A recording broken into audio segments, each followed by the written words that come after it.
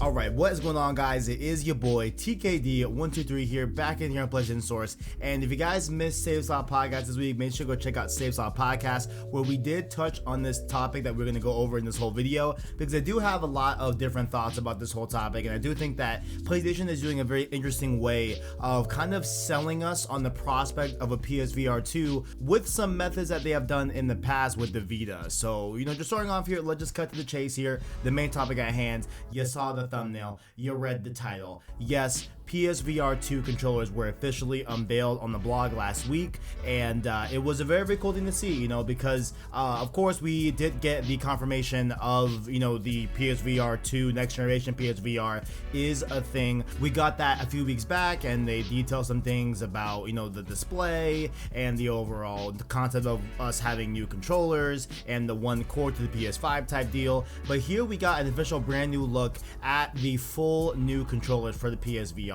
Right, so I'm gonna call it PSVR 2. We won't know what it's called, but I'm gonna call it PSVR 2 for this video, right? So starting off here, of course, they did say that they decided to unveil these controllers because they are sending out dev kits to different developers as we speak right now. So this obviously reminds me of when they did a similar thing with the DualSense, where they did send those out early because they were giving out dev kits for different developers for the PS5, so that obviously makes a lot of sense there. And they also, do detail that this orb-shaped type of controller is meant to be a, quote, well-balanced and comfortable hold in each of your hands, so that makes a lot of sense. And I know there's memes of the controllers looking like this Sony orb type thing. I forgot what the brand was. I think it's Excision or something like that. I'm gonna have it on screen here, but I know people were making jokes and all that, and it is pretty funny how it looks very similar to that, honestly. But honestly, overall, I do like the design and look of this controller, because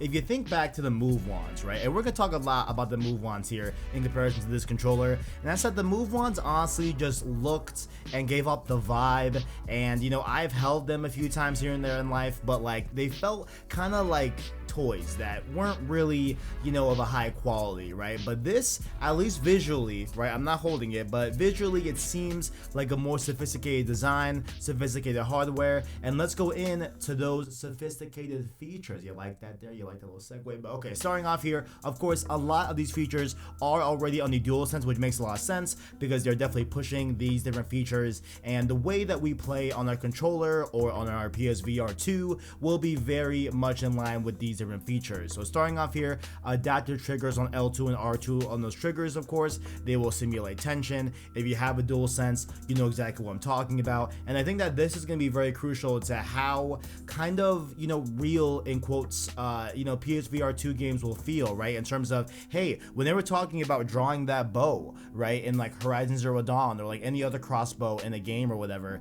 it's going to feel a lot more like a bow when you're using the PSVR 2 and these controllers with that tension on the adaptive triggers. So definitely cool right there. They also give the confirmation of haptic feedback being there. We already knew that, but definitely good to highlight there as well. But this new thing here that they brought up is finger touch detection. And so I'm going to read exactly what they say here. They say, quote, "This one is new as the controller can detect your fingers without any pressing in the area where you place your thumb, index, or middle fingers. I think this is going to be one of the key features that really takes VR to the next level on PlayStation." So overall, I think this is super cool because, obviously, having the, free form way to be able to have your fingers tracked in VR games can lend itself a lot to having a very, very cool, intuitive way to interface with these games, right? And when you even take it to a step further where, they are working with this patent technology that we talked about a few weeks ago, where there's going to be this patent that,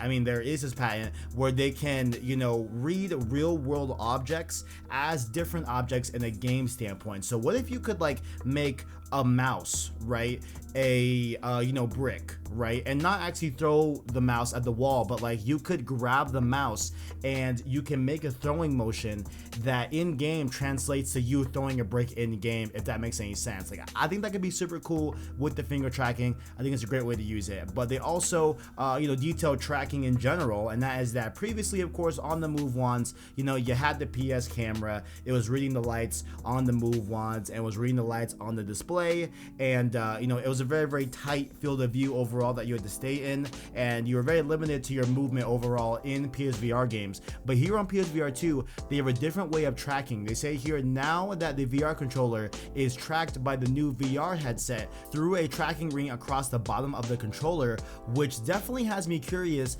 as to, okay, so if these controllers are going to be able to be tracked through the headset itself and not any sort of external thing, is the PlayStation camera even necessary for VR? I think that's super cool that they know that they are going to be tracking these controllers off of the headset itself and not the camera, this hypothetical camera that we used to have to use, but now we might not be able to need to use on PSVR 2. But lastly here, they do go over the action buttons and all the different other buttons and the analog sticks on the VR controller. So how it is that we've seen a lot of patents in the PlayStation history that they have dreamt always about having a controller that splits apart, and those are your controllers for VR, right? And so here it seems like they did a similar thing with these controllers, because as you can see on the left hand side you have triangle and square, and then you have the L2 and L1, but the L1 is going to be a little button on the side of the controller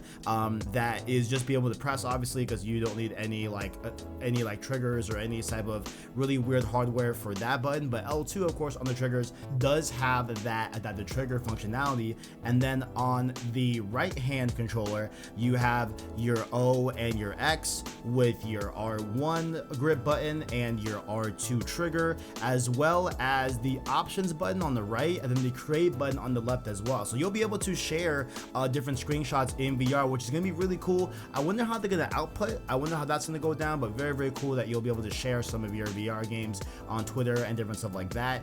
And I think it's a really cool way that they have this laid out. And of course the cream of the crop is that both sides of the controller do have analog sticks, which beforehand it was just one of the move wands on the PSVR 1. And so really cool to see that they both have analog sticks to be able to really move freely, and you'll be able to maybe look on the left controller and move on the right, etc. I think it'd be really cool how they have analog sticks there. But overall, what I also feel that is very important to talk about with this whole news, right, with the prospect of them announcing PSVR 2, right, and then giving out these controllers and showing them off to the public, right, I think also it is very clear that they are really pushing us and like emphasizing us as a PlayStation player base to really think about getting PSVR 2 from a vastly different ways that they are doing this right now. And so of course I think there is a obvious thing of enticing, and they have been very clear that PSVR as they see it is a platform. It's another hardware solution in PlayStation's family.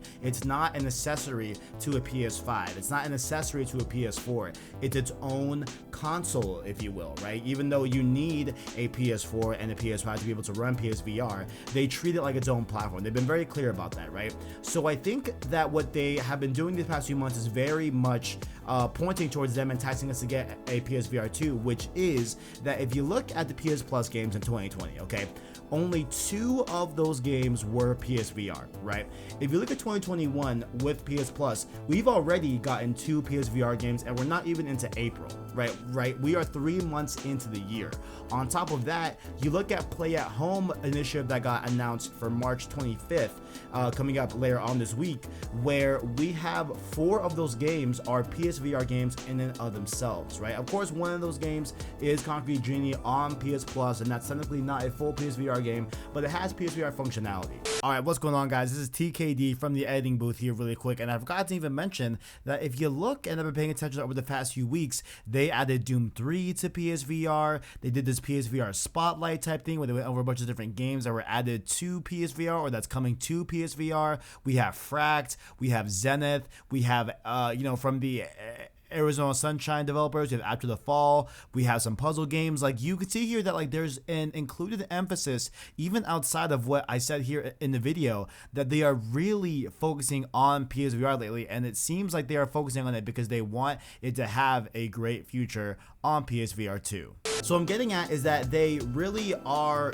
peppering these PSVR games across their different services, and it kind of feels a little bit like old school PlayStation Plus instant game Game Collection. If you didn't know what that was an initiative where the monthly PS Plus games were not temporary games that were only available in the month. They were added to this instant game collection where if you subscribed a few months in to PS Plus, you got all of the other games that were already on PS Plus on the back end. In the past few months that you weren't a subscriber, you got them off the rip. And so it was a very, very cool way to have a, as they touted, an instant game collection. And these were PS3 games as well as PS Vita games. And so what it was doing was that it was really, really a good way for a lot of people to justify buying a Vita, because they were getting all these Vitas on the instant game collection, even if they didn't have a Vita themselves. And so they were just redeeming these games, and you could eventually down the line be swayed to buy a Vita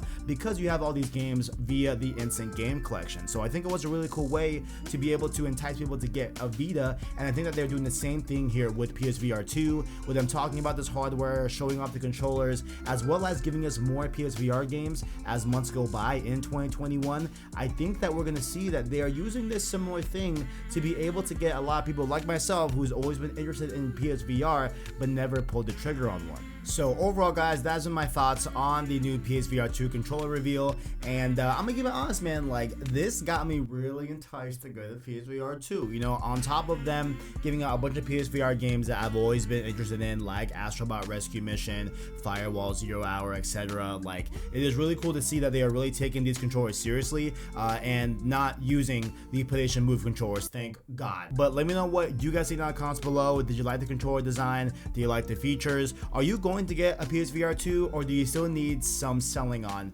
the new hardware? Let me know your thoughts in the comments below, and make sure also while you are down there, you can check out our description where you can find links to our Discord, our Twitter, and an Anchor link. That way you can listen to our long form content and podcasts. All right, those of course being the Road 2 series and Save Slot podcast. Once again, guys, Save Slot podcast every Sunday, you know what I'm saying? But the Road 2 series is coming back very, very soon. Road to Rift Apart. I'm getting the intro cut right now. I'm making it as we speak. It's going to be fire. Definitely look out for that. And make sure to like the video if you enjoyed it, as well as subscribe to PlayStation Source to keep up with the latest and greatest in PlayStation. Thank God for watching, and as always, greatness awaits.